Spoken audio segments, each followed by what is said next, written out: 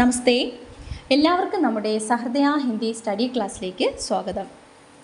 കുട്ടികളെ, നാം കഴിഞ്ഞ ക്ലാസ്സിൽ ഹിന്ദി സാഹിത്യ ചരിത്രത്തിൻ്റെ ഉറവിടങ്ങളെക്കുറിച്ചാണ് മനസ്സിലാക്കിയത്.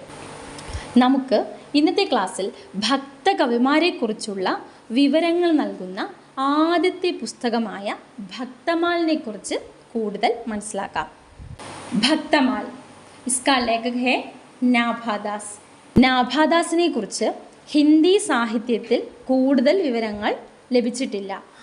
ഇദ്ദേഹത്തിൻ്റെ ജനനവും മരണവും ചരിത്രത്തിൽ രേഖപ്പെടുത്തിയിരിക്കുന്നത് ഏകദേശ ഒരു ധാരണയുടെ അടിസ്ഥാനത്തിലാണ്.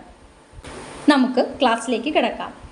നാഭാദാസ് ജന്മ 1570 ईस्वी के लगभग हुआ. उनका मृत्यु 1650 ईस्वी में हुई. नाभादास अग्रदास जी के शिष्य थे. उनका मूल नाम है नाभा अली. जॉर्ज ग्रसन ने नाभादास को एक और नाम भी बताया है, नारायण दास. ഭക്തമാൽ എഴുതിയിരിക്കുന്നത് 1585 നാഭാദാസ് അഗ്രദാസ്ജിയുടെ ശിഷ്യനാണ്. നാഭാദാസിൻ്റെ ഉപനാമമാണ് നാരായൺ ദാസ്. നാരായൺ ദാസ് എന്ന പേര് നാഭാദാസിന് നൽകിയത് ജോർജ് ഗ്രേസനാണ്. നാഭാദാസ് തുളസീദാസ് के समकालीन कवि है. नाभादास किस कवि के समकालीन थे?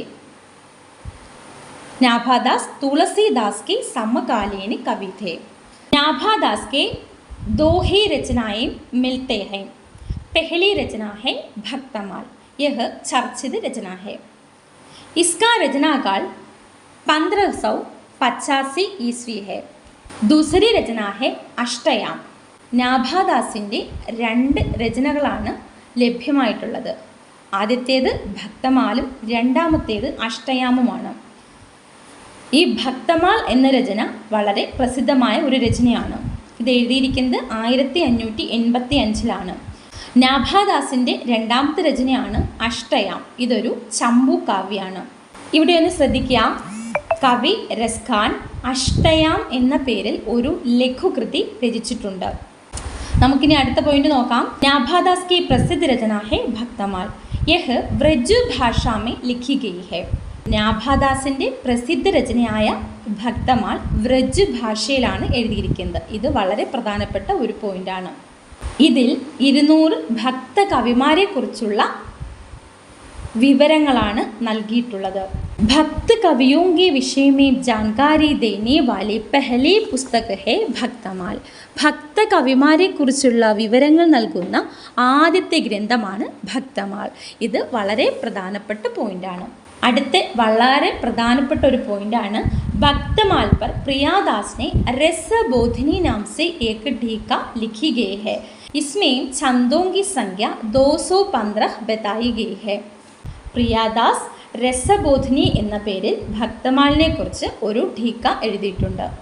നാഭാദാസിനെയും അതുപോലെ ഭക്തമാലിനെയും കുറിച്ചുള്ള വളരെ പ്രധാനപ്പെട്ട പോയിന്റുകളാണ് നമ്മളിവിടെ മനസ്സിലാക്കിയത്. ഇന്നത്തെ ക്ലാസ് നിങ്ങൾക്കെല്ലാവർക്കും മനസ്സിലായി കാണുമല്ലോ. നമുക്ക് മറ്റൊരു ടോപ്പിക്കുമായി അടുത്ത ക്ലാസ്സിൽ വീണ്ടും കാണാം. ധന്യവാദ്.